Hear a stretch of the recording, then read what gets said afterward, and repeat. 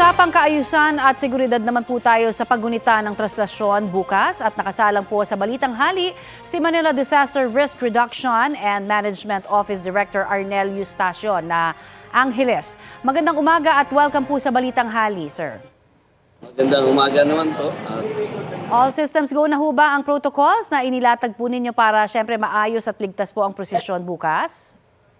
Apo, tayo po ay nakapag-simultaneous exercise na po itong nagdaang araw sa inilatag po natin na paghahanda para po sa traslasyon bukas. Okay, pero gaano ho karaming deboto ang inaasahan ninyong dadalo kaya bukas? Dahil alam naman natin, 3 taon po ito na pigil, no? At sabi kang lahat, syempre, na pumunta bukas. Inaasahan nga po natin ang pagdagsa bukas ng mga deboto. Baka mag-triply po ang pupunta sapagkat nga po matagal din hindi nila nasilayan ang ating mahal na poong Nazareno.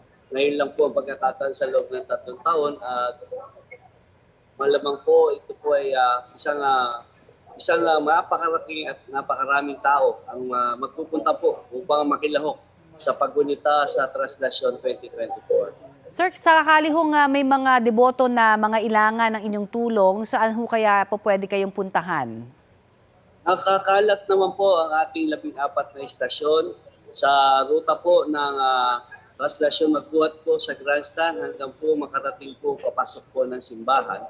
At tayo po, ang pamahalaang lungsod ng Maynila ay nagtayo po ng field hospital dito po sa may kartilya ng Katipunan upang po sa pagbibigay ng dagliang lunas doon po sa ating mga kababayan na magkakaroon po ng hindi inaasahang karamdaman o pagkahilo kung ano man po ang aabutin nila, magkakaroon po tayo dito po dadalhin ang ating mga pasyente na makukuha po ng ating mga ambulansya at mga tauhan na nakakalat po sa tulong po ng iba't ibang ahensya po dito po sa Maynila.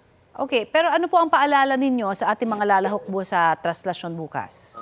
Paalala po natin lagi, iwasan na po natin magdala po ng mga bagay na ipinagbabawal, yung pong mga inilabas ng Manila Police Department at ng Manila Public Information Office. Kung ano po yung mga bawal, iwasan na po upang hindi na tayo maabala. At siyempre po magdala lagi ng tubig upang kung sakali mo po ay ma-rehydrate kagad, kung sakali pong tumindi ang araw. Sa kasalukuyan po kasi ay malulam ang kalangitan, hindi po natin alam kung ano po ang magiging kalagayan ng panahon bukas, kung magiging matindi ba po ang sikat ng araw. Kaya mas mabuti na po magdala tayo ng maraming tubig na maiinom.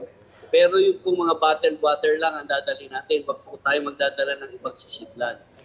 Okay, marami pong salamat, Director Arnel Eustacio Angeles ng Manila Disaster and Risk Reduction Management Office. Salamat po. Kapuso, para sa mga maiinit na balita, mag-subscribe sa GMA Integrated News sa YouTube. Sa mga kapuso naman abroad, subaybayan nyo kami sa GMA Pinoy TV at sa www.gmanews.tv.